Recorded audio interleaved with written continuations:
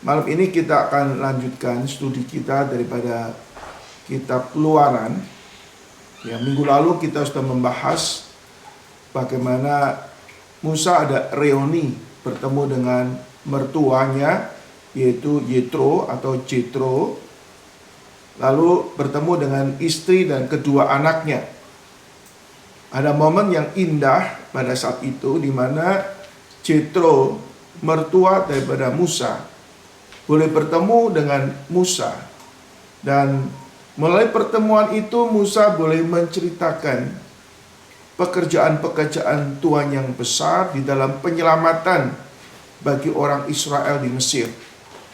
Dan melalui kesaksian Musa, akhirnya Jethro memahami bahwa Allah yang disembah oleh Musa atau orang Israel lebih besar daripada ilah-ilah lain. Dari situ ini hal yang indah, ya. Kenapa? Sekarang mertua Musa boleh memahami, mengenal Allah yang dipercaya oleh Musa atau Allah yang dipercaya oleh orang Israel. Ya, walaupun Jethro adalah, boleh kata, salah satu keturunan daripada Abraham dari istri yang bernama Ketura. Tapi pemahaman tentang Allah yang menyelamatkan, Allah sang penyelamat, baru dia pahami setelah mendengar kesaksian daripada Musa. Berarti di sini kita melihat Musa berhasil membawa mertuanya untuk percaya kepada Allah yang benar, yaitu Allah yang disembah oleh orang Israel, Allah yang menyatakan diri kepada Musa, Allah sang penyelamat, Allah Yahweh yang benar ini. Dan kita melihat setelah Jethro mengenal Allah yang sejati, dia menyatakan juga imannya dengan dia mempersembahkan korban kepada Tuhan. Bukan kepada Tuhan atau ilah-ilah, tapi kepada Tuhan sang penyelamat itu. Bahkan Jethro boleh mengatakan, sekarang aku tahu, ya. Artinya sebelumnya belum tahu, sekarang dia tahu, ya, bahwa Allah Israel ini Allah yang sejati, yang melampaui ilah-ilah lain. Ya, kita melihat bagaimana Jethro berinisiatif, ya, untuk bagaimana mempersembahkan korban. Lalu terjadi satu fellowship, ya, mereka ada persekutuan, makan bersama-sama, termasuk dalamnya adanya si Harun di situ. Yang inisiatif adalah Jethro untuk mengundang bersama-sama. Boleh kata ini pengalaman yang khusus. Akhirnya Allah yang disembah oleh Musa adalah Allah yang disembah juga oleh Jethro. Ya. Jethro boleh kata ini mengalami suatu perubahan yang drastis. Sekarang dia mengenal Allah yang sejati, dia boleh hidup masuk dalam komunitas umat Tuhan pada saat itu. Minggu lalu saya jelaskan ini suatu kondisi yang mirip dengan pada waktu Ruth boleh mengatakan kepada Naomi, Allahmu adalah Allahku, bangsamu adalah bangsaku. Di sini kita melihat Musa berhasil membawa mertuanya kepada Tuhan yang sejati. Saudara, kita sebagai orang Kristen juga diberikan tugas seperti ini, saudara. Biarlah lewat hidup kita ada suatu kesaksian yang memuliakan Tuhan, dan orang lain melihat hidup kita. Sekaligus melalui mulut kita, kita boleh menyaksikan Allah sang penyelamat di dalam pribadi Kristus. Sehingga lewat hidup kita, anggota-anggota keluarga kita, entah mertua kita, entah menantu kita, entah anak cucu kita boleh mengenal Allah yang sejati, Allah yang menyelamatkan di dalam pribadi Tuhan Yesus Kristus.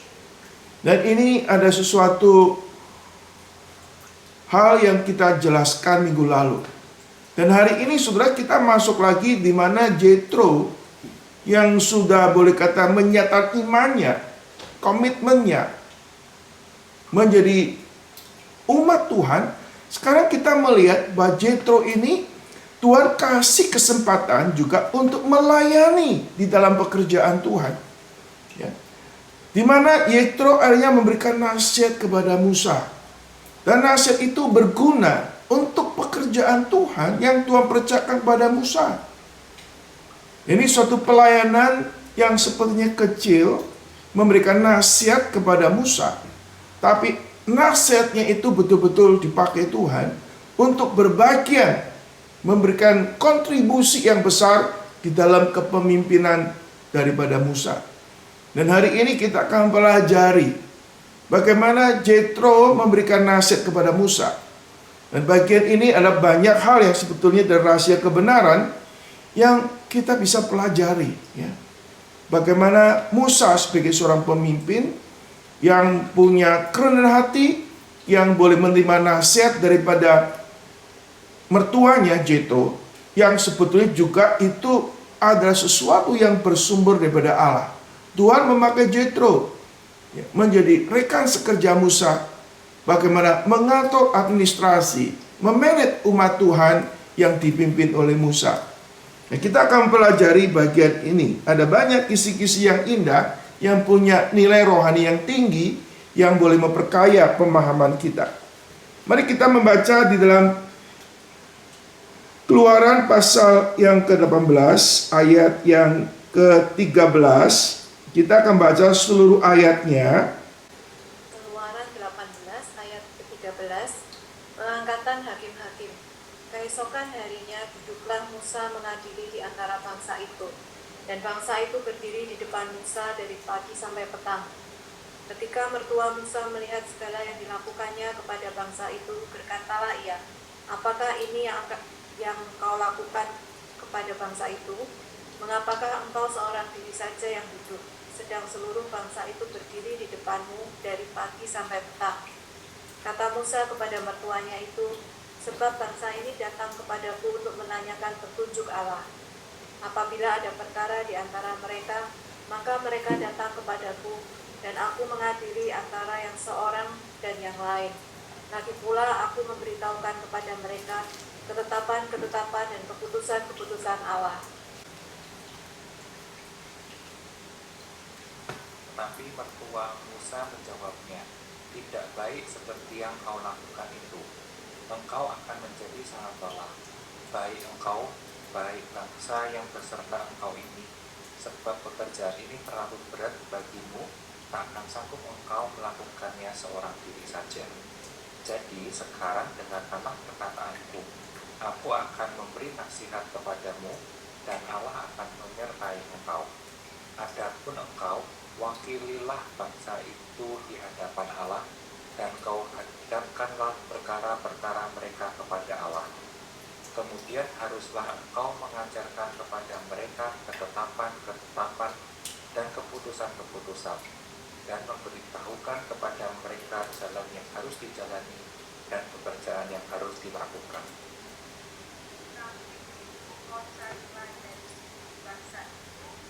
Orang-orang yang cakap dan takut akan Allah, orang-orang yang dapat dipercaya dan yang tinggi kepada pengejaran Tuhan.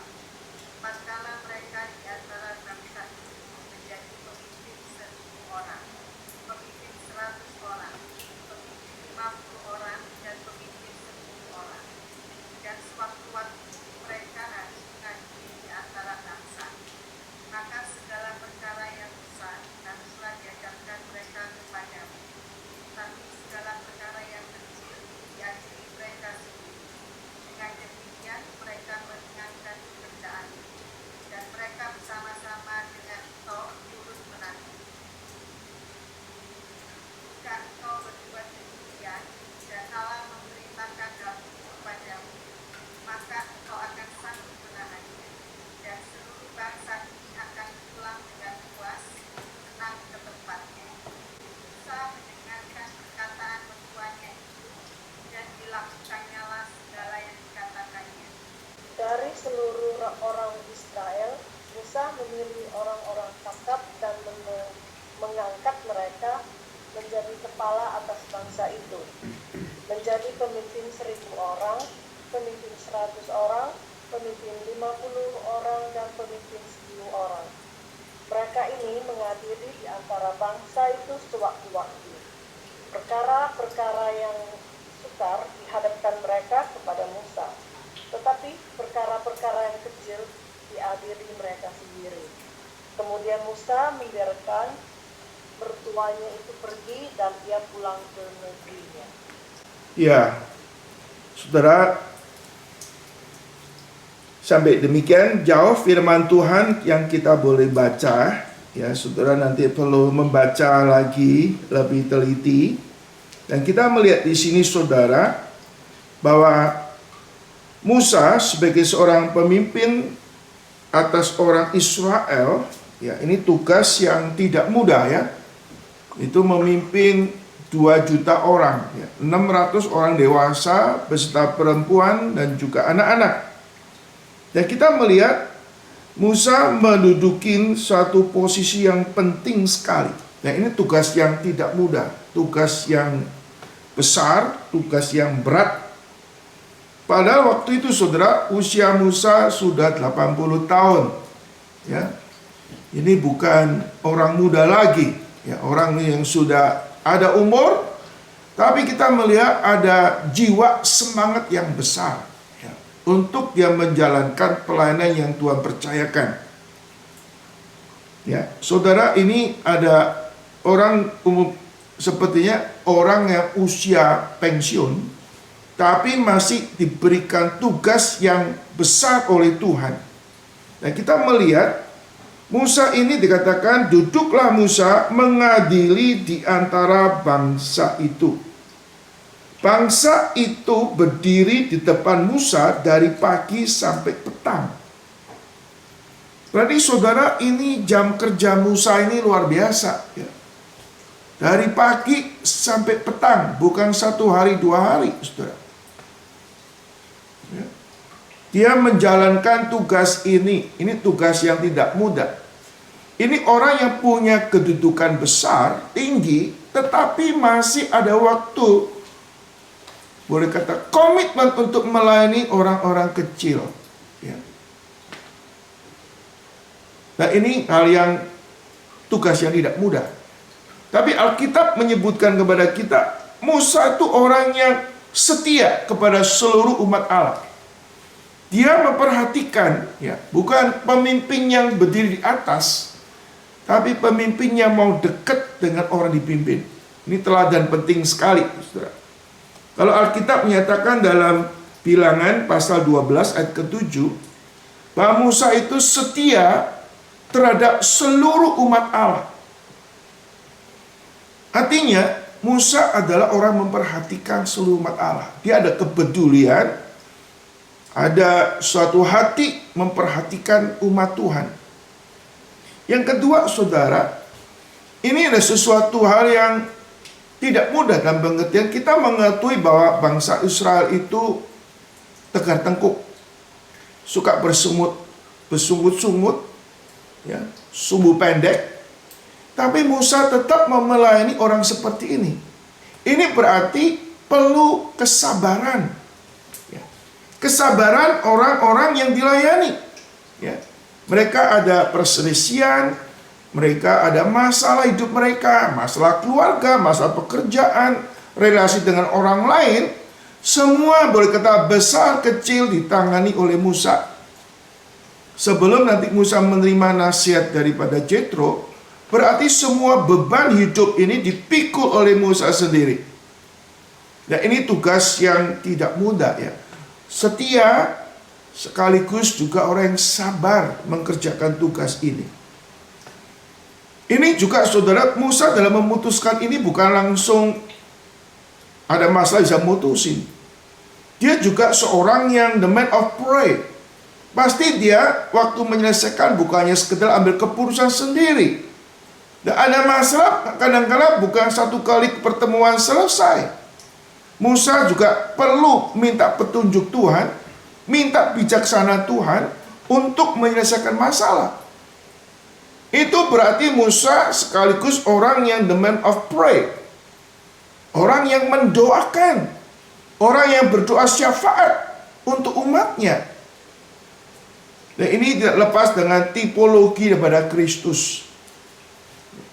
Kristus sebagai imam besar yang mendoakan umatnya. Dan Musa bagaimana perlu bijaksana Tuhan di dalam menyelesaikan setiap problem yang dialami oleh umat Israel.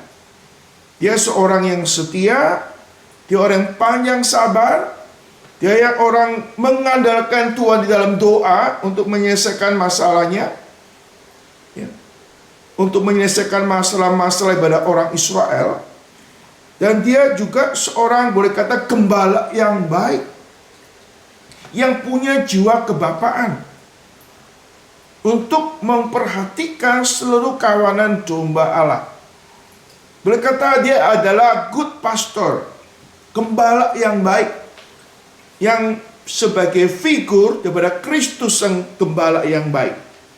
Dan Musa menjalankan ini dengan penuh dedikasi, penuh pengabdian yang tulus, ya, untuk boleh menjadi seorang pemimpin rohani. Ini hal yang indah sekali dalam pribadi Musa. Seorang yang setia kepada umat Allah, orang yang sabar, orang yang lemah lembut, ya. Jadi orang yang mengandalkan Tuhan. Kalau dia nggak mengandalkan Tuhan, dia tidak bisa menyelesaikan masalah-masalah jemaat yang begitu kompleks. Dan sekaligus dia seorang gembala. Gembala yang siap berkorban untuk domba-dombanya. Kita mengakui pada suatu saat Tuhan boleh kata berkata kepada Musa, bangsa ini tegar tengkuk. Aku tidak bisa bersama-sama dengan bangsa ini. Sesaat saja aku bersama bangsa ini, aku ingin binasakan mereka. Maka Musa akan berkata, Tuhan berkata pada Musa, bangsa ini akan kubinasakan. Aku akan membuat keturunanmu menjadi keturunan yang besar, menggantikan bangsa yang tegar tengkuk ini. Dan Musa boleh mengatakan apa? Tuhan lebih baik, ya, kamu hapus aja namaku dari kitab kehidupan, kalau kau binasakan bangsa ini. Jadi saudara, Musa jiwa seorang gembala yang rela berkorban bagi kawanan domba. Orang mempertaruhkan hidupnya untuk keselamatan domba-dombanya. Dan ini semua adalah karakter yang ada diri Musa di dalam memimpin orang Israel. Gembala yang baik. Gembala yang tidak memikirkan kepentingan sendiri, kenyamanan sendiri. Gembala yang tidak memikirkan kenikmatan hidup sendiri atau mencari sukses sendiri. Tapi betul-betul hidupnya diabdikan untuk kepentingan daripada umat Tuhan. Bahkan dia rela mati. Bahkan rela namanya dia hapus dari kitab kehidupan. Asal bangsa ini, bangsa Israel, boleh masuk tanah Kanaan. Itu jiwa yang luar biasa, saudara. Dan itu kita sebagai orang tua atau sebagai pelayan Tuhan, kita bisa belajar daripada teladan Musa. Orang yang nyari sempurna menjadi orang yang dipakai oleh Tuhan. Saudara-saudara Tuhan Yesus Kristus, dan Musa pada waktu menjalankan tugas ini siang dan malam, saudara, kita mengakui pada waktu Musa mertuanya datang, istrinya datang, anak-anaknya datang, bisa saja saudara, dia minta cuti dulu ya, ini ada mertua saya datang, ada istri saya datang, anak-anak saya datang, saya cuti dulu ya, kantor libur, kamu jangan datang konseling kepada saya ya, kamu jangan datang dulu untuk menyelesaikan masalah, saya mau cuti 1 minggu lah, supaya apa? Saya bisa terima mertua saya, terima anak-anak saya, cari cuti. Tapi ini tidak dilakukan oleh Musa. Musa tetap mengutamakan Tuhan, memprioritas pekerjaan Tuhan daripada keluarga. Bukan berarti Musa itu mengabaikan keluarga atau mentelantarkan keluarga. No. Musa tapi di sini saudara, dia mengutamakan Tuhan. Dia tetap menjalankan tugasnya. Ya mungkin saja bisa menyinggung perasaan mertuanya. Gua kok datang kok dibiarin ya, kok nggak disambut, kok terus yuk mengerjakan pekerjaanmu. Saudara, kata Yesus Kristus, Musa bukan orang yang orang yang sembarangan. Dia ada orang yang bisa mengatur waktunya. tapi dia juga ingin menyatakan tanggung jawabnya sebagai seorang pemimpin besar. Ya. Dan pada saat itu saudara, mertua Musa melihat apa yang dilakukan oleh Musa. Nah, bayangin kalau Musa cuti, mertuanya nggak lihat bagaimana Musa kerja. Ya. Ketika mertua Musa itu melihat segala yang dilakukannya kepada bangsa itu, artinya saudara, mertua Musa melihat apa yang dilakukan oleh Musa. Ya, saudara, kalau kita melihat mertua kita, menantu kita punya pekerjaan yang bagus, ya, lalu punya posisi yang bagus, kerjaan yang bagus, ya. Nah, kita akan memuji, wah kamu tuh orang yang hebat, orang yang luar biasa. Itu wajar, saudara, ya.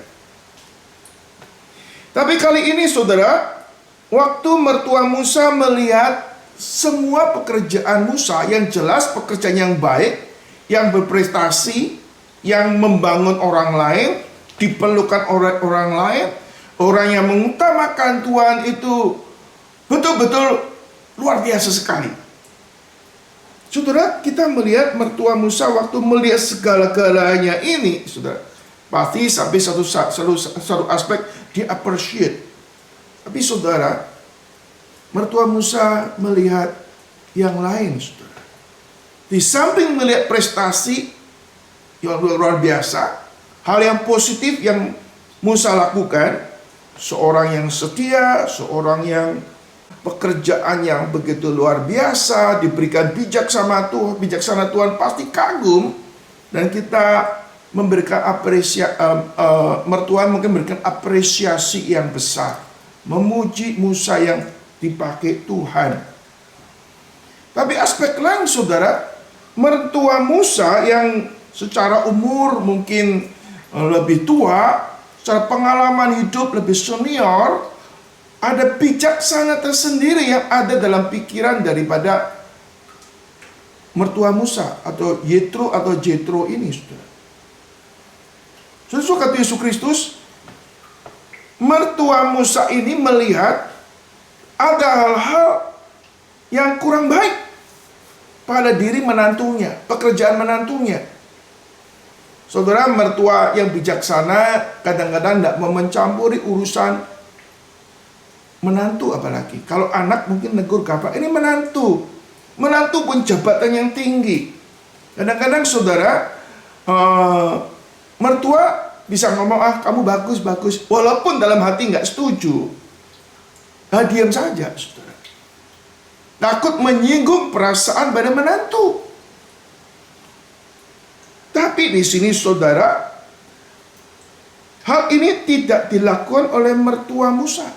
Mertua Musa menjadi orang yang berani menyampaikan sesuatu.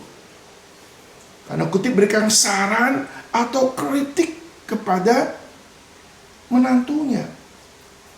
Menantu yang punya jabatan yang tinggi, yang luar biasa. Ya. Saudara, kadang-kadang ada mertua takut ngomong sama menantu. Apalagi kalau menantunya orang kaya punya posisi. Ya. Kadang-kadang saudara, orang tua atau mertua kadang-kadang kalau tanda kutip dalam dunia ini ya, kalau sama menantu yang miskin mungkin agak menghina, kurang respect. Menantu yang kaya dipuji-puji setengah dewa, saudara. Jadi ini yang terjadi di dalam kehidupan umumnya, saudara. Tapi kita melihat, saudara, mertua Musa, Jethro ini berani memberikan masukan kepada Musa. Saudara, sebagai seorang tamu kadang-kadang tanda kutip besenggi, sungkan. Ya, sungkan ngomong sama mertua. Datang-datang kok kritik menantu, gitu kan gak enak kan? Tapi kita melihat, saudara, sisi lain mungkin melihat karakter Musa, seorang yang lemah lembut, orang yang sabar, orang yang wisdom, orang yang terbuka, sehingga ini buka peluang daripada Jethro untuk ngomong.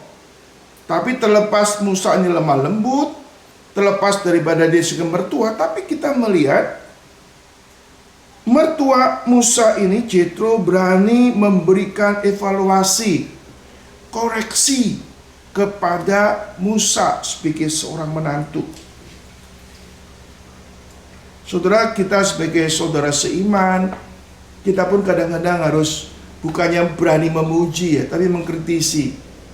Tapi mengkritisi juga harus dengan sopan, bukan dengan arogansi, ya. Di sini saudara, mertua Musa mengatakan apa?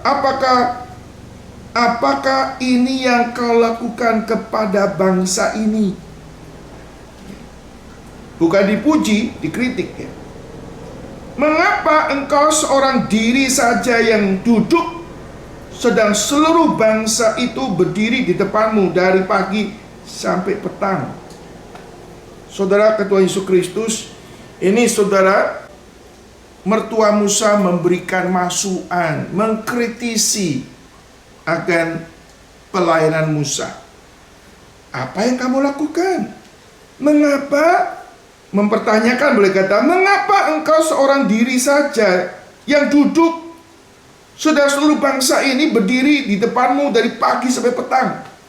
Sisi lain, kita mulai appreciate, ini sudah tua kok masih punya dedikasi yang besar, ya, kerja keras setengah mati dari pagi sampai petang, nggak kenal lelah, luar biasa sekali, saudara. Tapi mertua Musa ini, Jethro, melihat ada sesuatu yang kurang baik, ya. Lalu Musa memberikan suatu jawaban. Kata Musa pada mertuanya itu, sebab bangsa ini datang kepadaku untuk menanyakan petunjuk Allah. Apabila ada perkara di antara mereka, maka mereka datang kepadaku dan mengadili antara seorang dan yang lain. Lagi pula memberitahu kepada mereka tentang ketetapan dan keputusan-keputusan Allah. Saudara, kita melihat yang pertama, kalau mereka berselisih, ya, Musa berperan sebagai hakim untuk mengadili seorang dengan yang lain. Peran sebagai seorang hakim, saudara. Kita tahu seorang hakim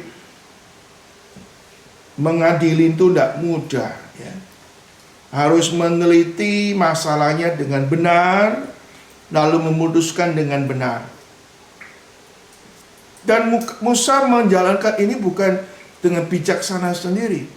Dia bersandarkan hikmat daripada Tuhan, sekaligus berdasarkan daripada petunjuk Tuhan, ya.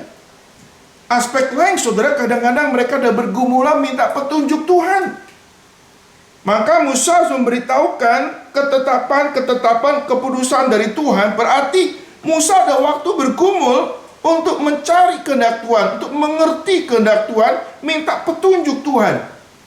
Berarti ini tugas yang tidak mudah, saudara. Ini bukannya sekedar berkhotbah selesai, tapi bagaimana menghadapi jemaat menerapkan firman Tuhan, atau menghadapi jemaat yang ada konflik internal antar jemaat. Ini perlu wisdom, ini perlu kekuatan bijaksana daripada Tuhan. Dan Musa menjelaskan kepada Jethro, mertuanya ini tugasku sebagai seorang hakim, sebagai seorang konselor, juga sebagai hamba Tuhan. Berkata Musa memberikan suatu explanation. Ya, waktu memberikan explanation, itu orang waktu mendengarkan explanation bisa setuju, bisa tidak. Saudara, semua orang melakukan sesuatu pasti ada reason. Dan reasonnya dianggap reasonable. Tapi belum tentu yang reasonable itu, alasan itu kadang belum tentu itu benar. Kadang-kadang dalam hidup kita sudah rasa benar, kita sudah maksimal, kita sudah sepenuhnya. Tapi ada aspek lain, kadang-kadang kita terbatas, ya. Kadang-kadang ada blank spot, ada bagian-bagian kita tidak tahu, saudara. So, kata Yesus Kristus, Musa memberikan penjelasan, argumentasi kenapa dia melakukan semua aktivitas ini, ya. Dan waktu Jethro mendengarkan explanation daripada Musa, Jethro bisa kemudian memberikan suatu penjelasan, memberikan jawaban. Ya, kalau katakan mungkin kalau Musa melakukan seperti ini, jawabannya Jethro mungkin kata, ya benar, baik. Kalau Jethro ngomong baik, teruskan, setuju. Ya, kita pasti mengharapkan ya, kalau kita ada orang mengkoreksi kita, kita kasih penjelasan, kita harap orang itu bisa terima penjelasan kita dan masalah selesai. Tapi kadang-kadang surat penjelasan kita ini berargumentasi, kita berargumentasi secara subjektif menurut saya. Tapi belum tentu menurut saya itu menurut Tuhan. Menurut saya belum tentu sesuai dengan kebenaran. Maka kita tidak bisa menyandarkan kebenaran pengalaman hidup kita kepada pengertian kita sendiri. Kita perlu minta petunjuk Tuhan. Nah, kali ini saudara, mertua Jethro memberikan jawaban yang mungkin tidak memuaskan Musa. Tapi inilah cara Tuhan ingin mengupgrade Musa untuk menjadi seorang pemimpin yang lebih bijaksana. Maka saudara, mertua Musa mengatakan tidak baik seperti yang kau lakukan ini. Ya, kita pasti inginnya jawabannya itu baik, lakukan terus. Ya. Tapi kali ini jawabannya nggak enak ya. Tidak baik seperti yang kau lakukan ini. Engkau akan menjadi sangat lelah. Baik engkau atau bangsa ini beserta engkau ini sama-sama capek. Bayangin nunggu antri ya. Antri dari pagi sampai malam. Wah. Lalu kadang-kadang sudah waktunya habis, kita besok datang lagi. Ini tidak gampang saudara ya. Dikatakan sebab pekerjaan ini terlalu berat bagimu. Takkan sanggup engkau melakukan seorang diri saja. Jadi sekarang dengarkanlah perkataanku. Aku akan memberikan nasihat kepadamu dan Allah akan menyertai engkau. Wakililah bangsa itu di depan Allah dan yang kau hadapkan perkara itu kepada mereka. Saudara, kita melihat ya bagian ini bagaimana mertua Musa memberikan evaluasi. You overload, you terlalu banyak kamu kerjain, itu nggak efektif, itu nggak baik untuk kamu. Baik untuk tidak baik untuk kamu dan tidak baik juga untuk orang yang kamu layani. Kamu terlalu lelah di situ, saudara. Saudara, kalau Yesus ini memberikan, mertua Musa ini memberikan satu penjelasan yang objektif keadaannya ini. Saudara, kalau Yesus Kristus waktu nasihat ini diberikan, kita melihat Jethro tidak memaksakan loh nasihat ini. Dia hanya menyampaikan, bukan memaksakan. Musa tidak harus. Musa punya freedom untuk terima atau nggak terima. Tapi aspek lain yang saya melihat keindahannya, saudara. Jadi sekarang dengarkanlah perkataanku. Aku akan memberikan nasihat kepadamu dan Allah akan menyertai engkau. Adapun engkau wakililah bangsa itu di depan Allah yang kau hadapkan perkara-perkara mereka kepada Allah.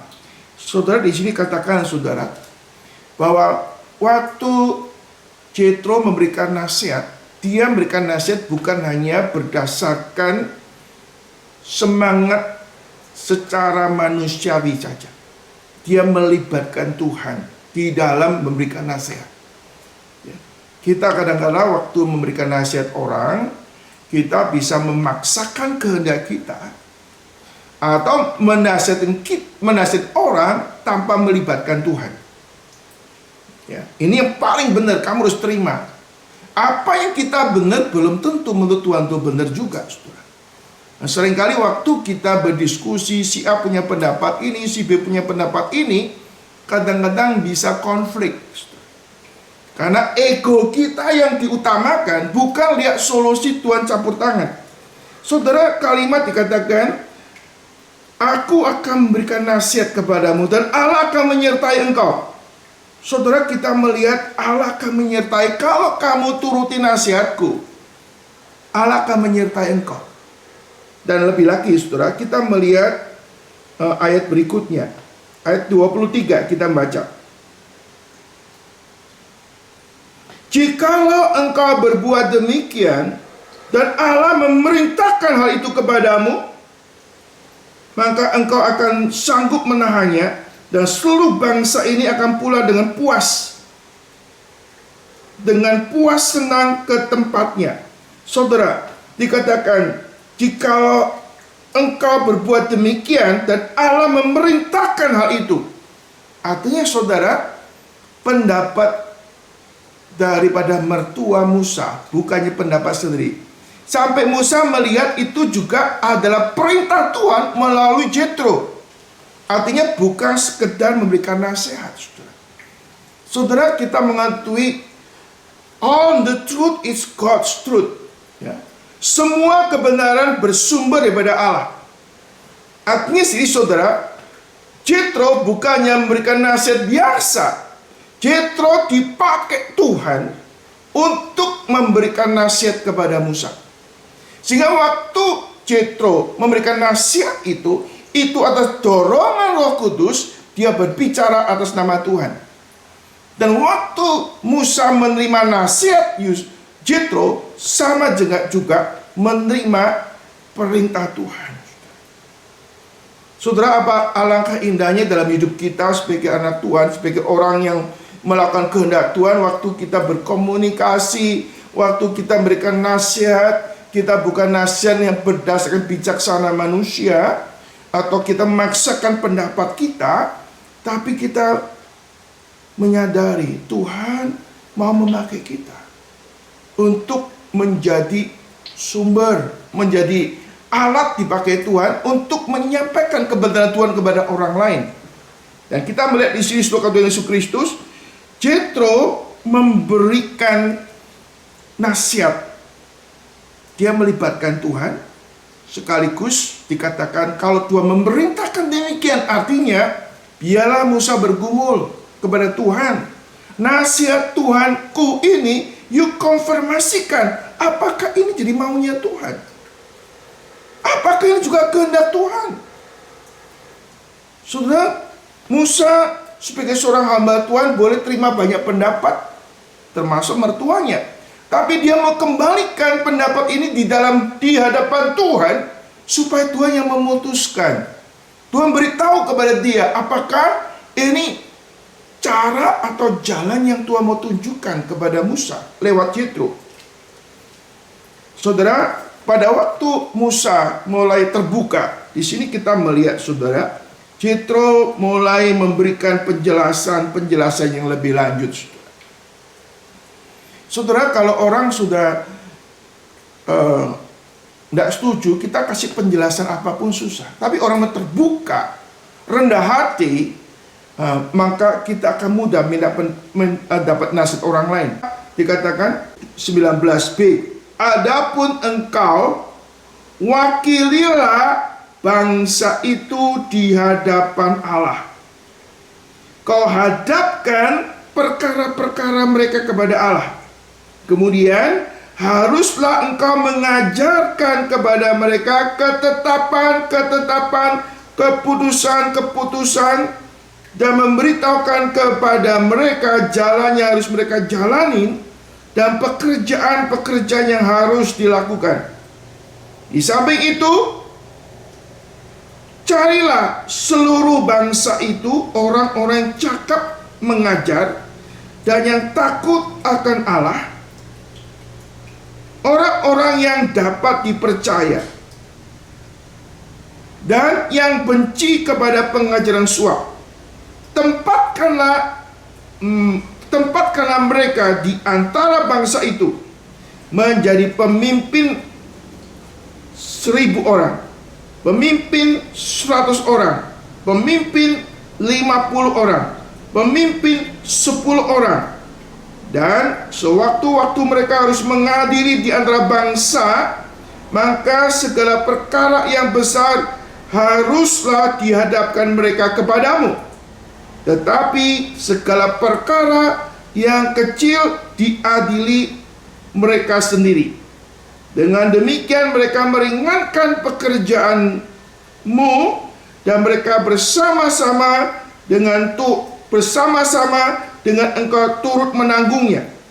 Jika engkau berbuat demikian, Allah memerintahkan hal ini kepadamu, maka engkau akan sanggup menahannya, dan seluruh bangsa ini akan pulang dengan puas dan senang ke tempatnya.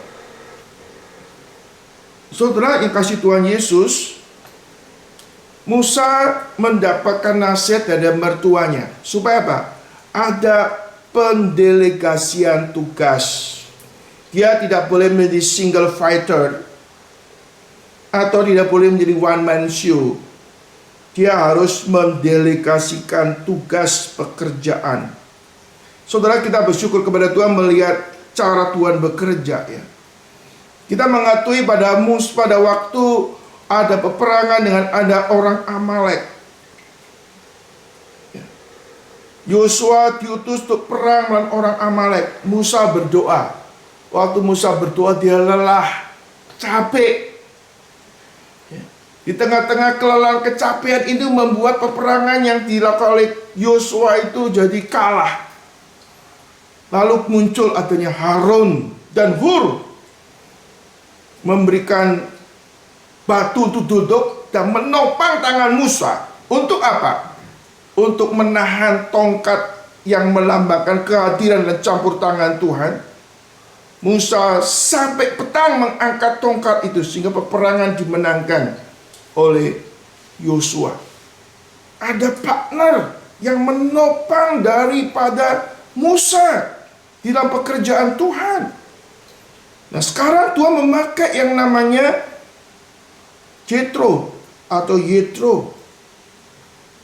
Untuk apa? Di partner untuk memanage pekerjaan Tuhan, mengatur pekerjaan Tuhan. Seorang administrator, ya. Saudara, karena Yesus Kristus, Musa sebagai seorang administrator, ya. Pertama, dia boleh katakan menjadi orang administrator yang boleh kata yang mengerjakan segala sesuatu, menjadi orang yang multitasking. Lalu kita melihat sudah dalam perkembangan yang terjadi, Jethro memberikan nasihat, engkau harus mengadministrasikan tugas-tugasmu dengan baik. Lalu Musa mulai mengatur, memanage pekerjaan Tuhan dengan lebih baik. Mulai apa? Ada pendelegasian tugas.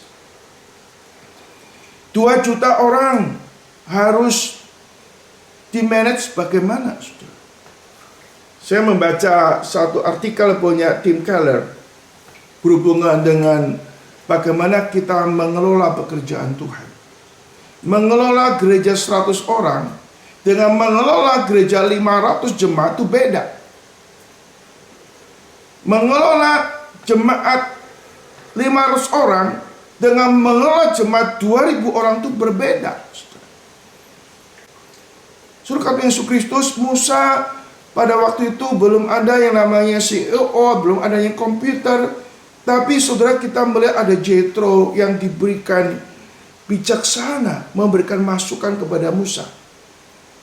Sisi lain saya percaya di samping Musa, ya, banyak penasihat-penasihat, orang-orang cerdas yang ada di sekitar Musa. Termasuk Harun, termasuk yang namanya Hur, mungkin Kaleb, ya. Lalu juga ada Yosua, orang-orang ahli, orang strategis, orang-orang yang paham dengan kondisi lapangan, dia bisa kasih masukan-masukan.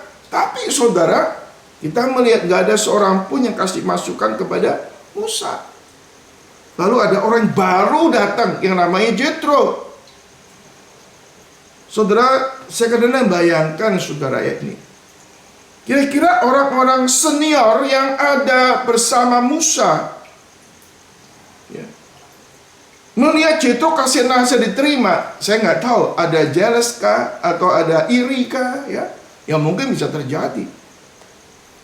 Tapi kita lihat ada orang baru yang Tuhan bangkitkan untuk ikut terlibat memanage pekerjaan Tuhan yang besar. Ya, orang mesti nilai Musa ini nepotisme nih, mertua sendiri dilibatkan untuk ngatur. Tapi setelah kasih Tuhan Yesus, mertua Musa memberikan suatu nasihat, itu tidak ada interest pribadi, nggak ada personal interest. Dia hanya memikirkan pekerjaan Tuhan. Dia memikirkan supaya Musa boleh menjalankan kepemimpinan yang lebih baik dan lebih bisa menjadi berkat bagi orang-orang yang dilayani, yaitu orang Israel. Tidak ada personal interest daripada mertua Musa. Musa pun tidak ada nepotisme, ini mertua sehingga harus diterima masukannya. Saudara, dalam kita melayani Tuhan, kita harus punya jiwa yang besar, jiwa yang generous, sehingga kita boleh semakin dipakai oleh Tuhan.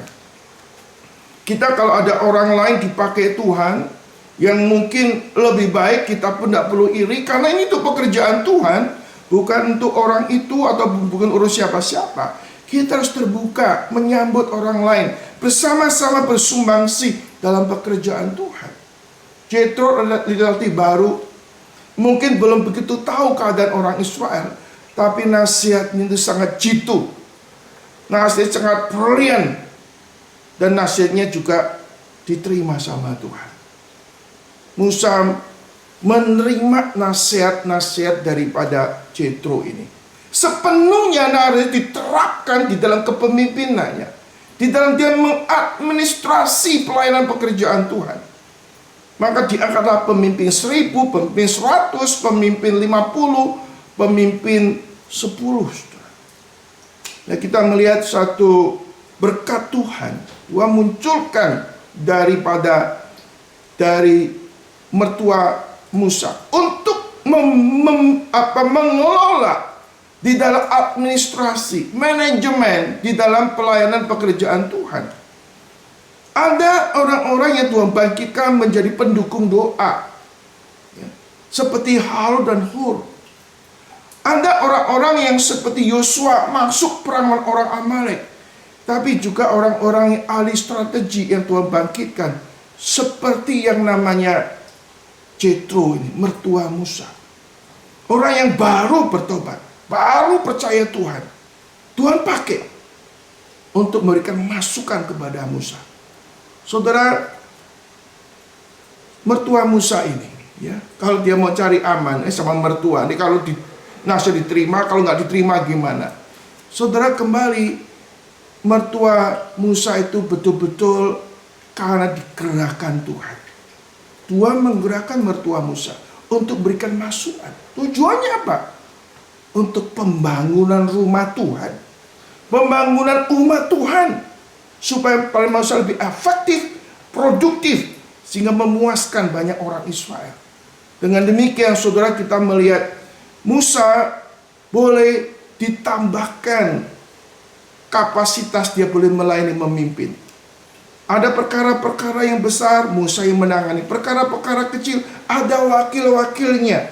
Sehingga seluruh umat Tuhan bisa dilayani dengan baik. Adanya pendelegasian tugas.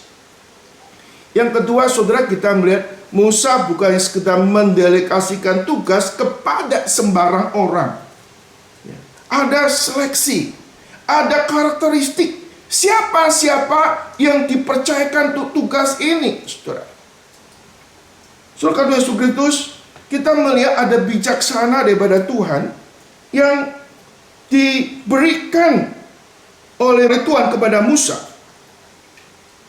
Saudara Yesus Kristus, ayat ke-21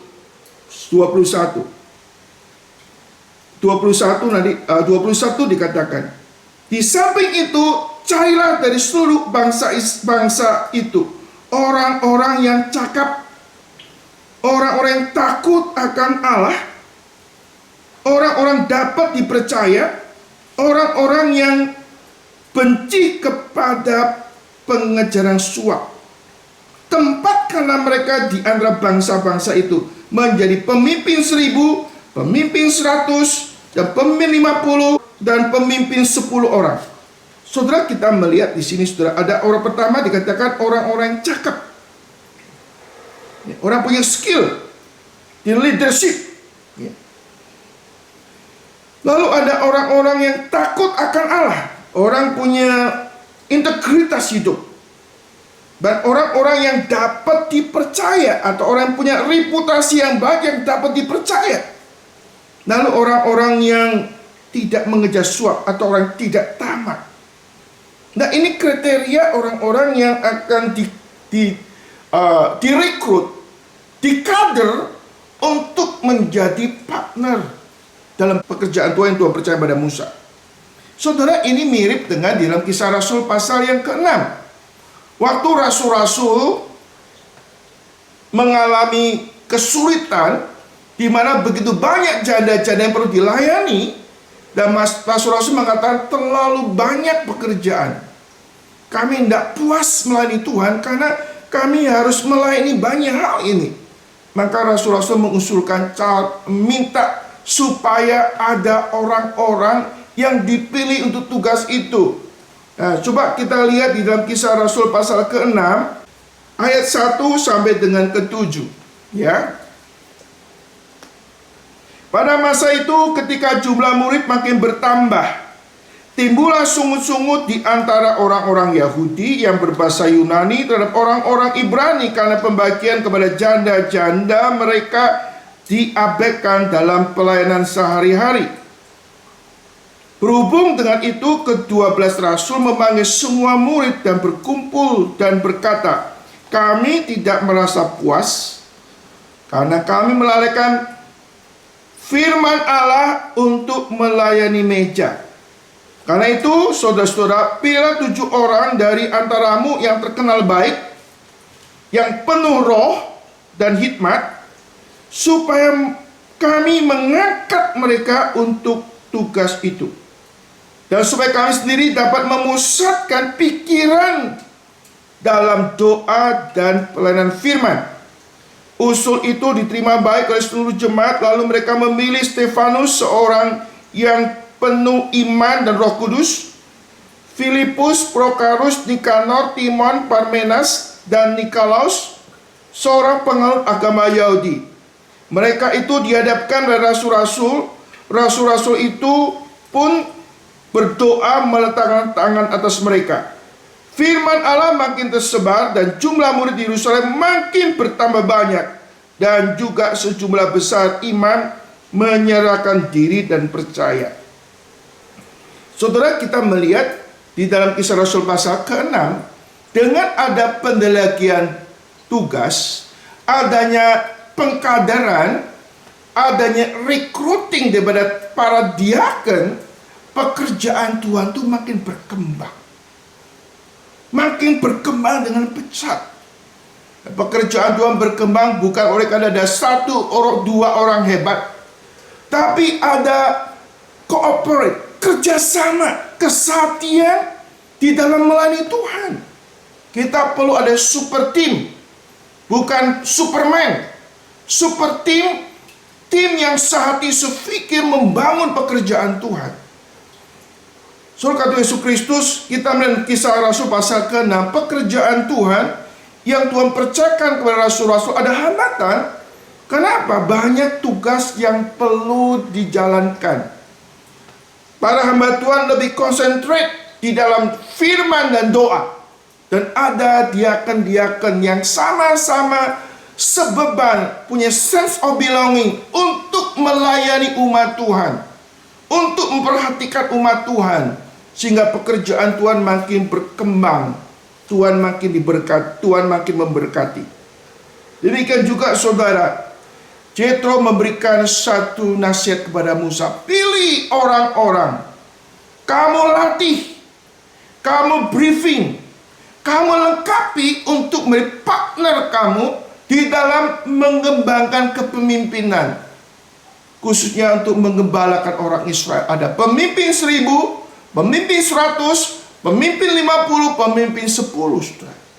Dengan dipilihlah orang-orang yang punya karakteristik yang disebutkan tadi.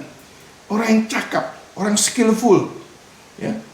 Orang yang memiliki takut kepada Tuhan, yang punya integritas, sekaligus orang yang tidak mata duitan atau orang yang cenderung hanya mencari upah, materi menjadi utama. Saudara, Musa menemukan orang-orang seperti ini. Tuhan bangkitkan juga orang seperti ini, yang punya kapasitas tertentu untuk melengkapi dalam pekerjaan Tuhan. Saudara, pekerjaan Tuhan, setiap orang dipanggil untuk melayani. Setiap orang punya kapasitas yang berbeda. Tugas kita melibatkan sebanyak mungkin orang sesuai dengan kehendak Tuhan untuk berbagian di dalam pekerjaan Tuhan. Berikutnya ayat ke-24. Musa mendengar perkataan mertuanya itu. Dilakukannya segala yang dikatakan. Dan seluruh orang Israel, Musa memilih orang yang cakap dan mengangkat mereka menjadi kepala atas bangsa itu. Pemimpin 1000 orang, pemimpin 100 orang, pemimpin 50 orang, pemimpin 10 orang. Dan mereka ini mengadili di antara bangsa itu sewaktu-waktu perkara yang sukar dihadapkan kepada Musa. Dan perkara-perkara yang kecil diadili oleh mereka sendiri. Saudara, di sini kita melihat karakter Musa. Musa adalah orang yang rendah hati.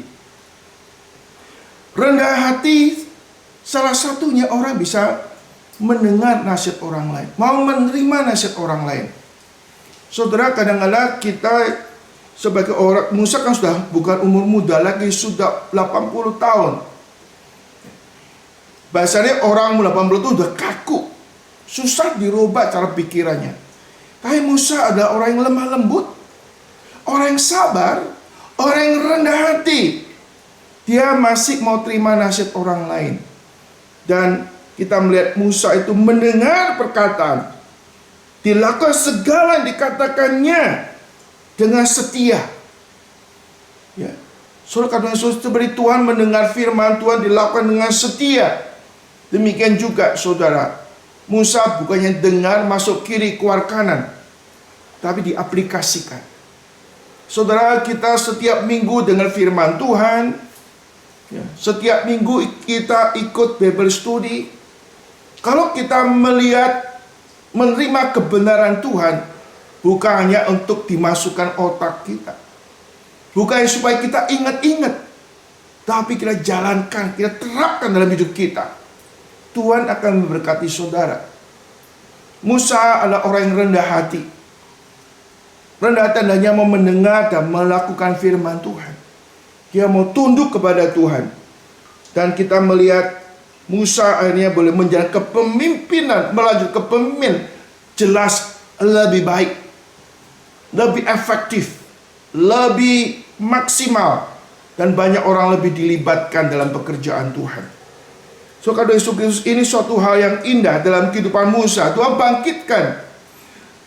Saudara, kehadiran Jethro mungkin tidak lama. Setelah itu dia pulang, saudara. Tapi Musa menangkap momen ini. Momen pada waktu mertua datang punya nasihat tertentu, dia mau terima, saudara. Dan itu berdampak dalam kepemimpinannya.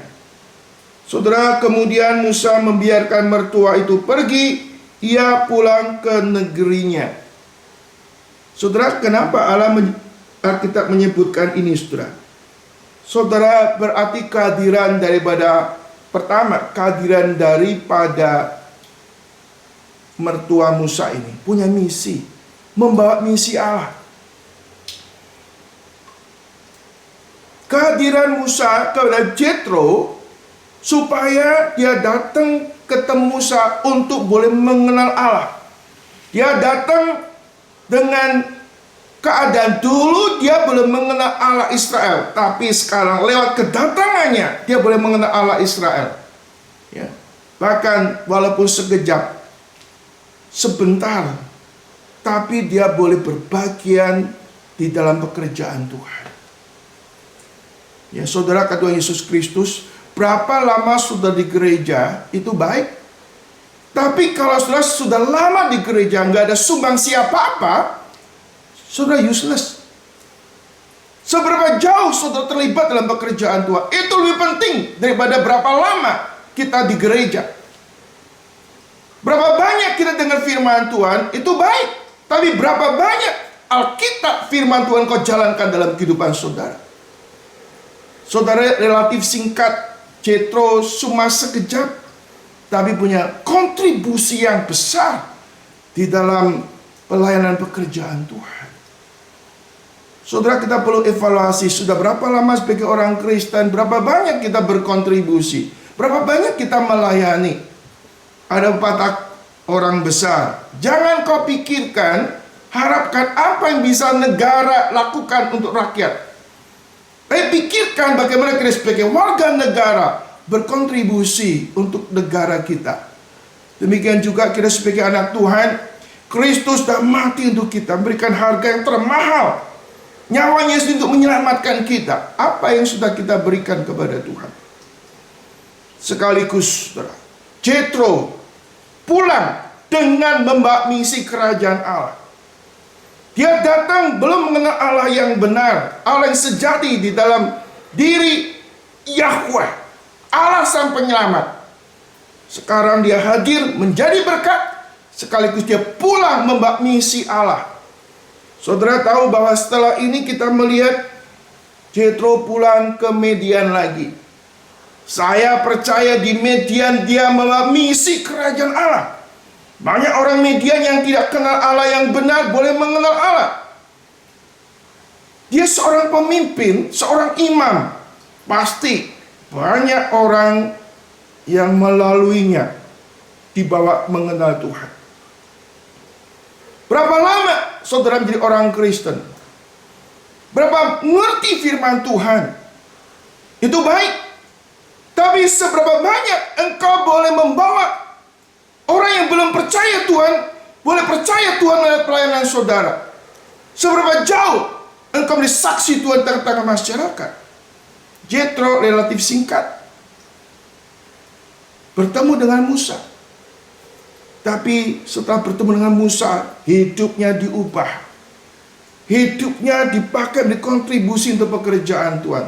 Dan lebih lagi, sekarang dia pulang menjadi seorang missionary, membawa misi kerajaan Allah, memperkenalkan Allah Yahweh, Allah penyelamat kepada orang-orang Midian. Dan kalau kita selidiki di dalam sejarah Alkitab, ada yang namanya orang Keni. Orang Keni yang menjadi keturunan daripada Jethro, yang akan mempengaruhi juga di dalam kehidupan satu kelompok orang yang setia kepada Tuhan. So kata Yesus Kristus, kita dipanggil oleh Tuhan dimanapun kita berada untuk menjalankan misi kerajaan Allah, sehingga orang tidak kenal Tuhan boleh mengenal Tuhan.